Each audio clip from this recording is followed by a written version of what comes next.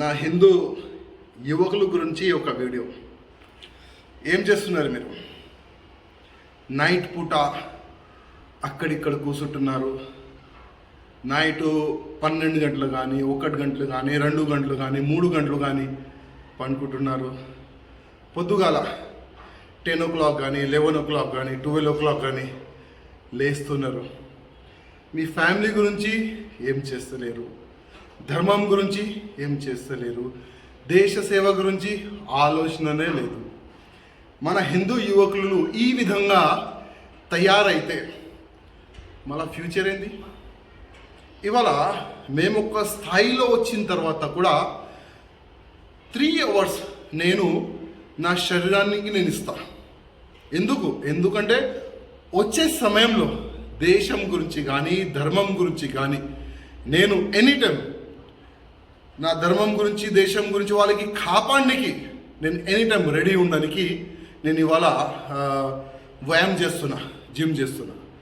కానీ బాధ ఏంటంటే నా దేశ యువకులు, కొంతమంది నా దేశ యువకులు పనుకుంటున్నారు, లైఫ్ని వేస్ట్ చేస్తున్నారు. అందుకోసం నేను అందరికీ రిక్వెస్ట్ చేస్తున్నా, రండి మన ధర్మ రక్షణ గురించి, మన దేశ రక్షణ గురించి ప్రతి ఒక్క యువకులు తయారు కావాలి. అదే నా ఉద్దేశం.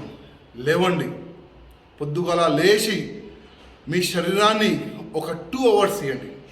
జిమ్ చేయండి, కరాటే చేయండి, బాక్సింగ్ చేయండి, ఏదైనా చేయండి. ఎందుకంటే వచ్చే సమయం బాగాలేదు.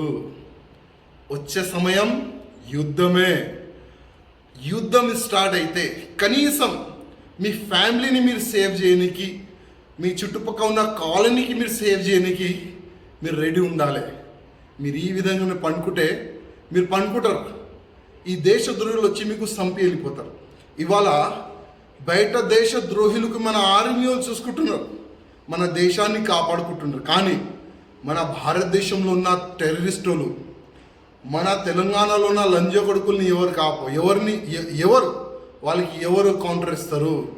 ఒకవేళ వాళ్ళు అటాక్ చేస్తే మళ్ళీ మీ ఫ్యామిలీని కానీ మీరు ఎట్లా సేఫ్ ఉంటారు? అందుకోసం డైలీ 2 hours మీ శరీరం గురించి, మీ ఫ్యామిలీ గురించి, మన ధర్మం గురించి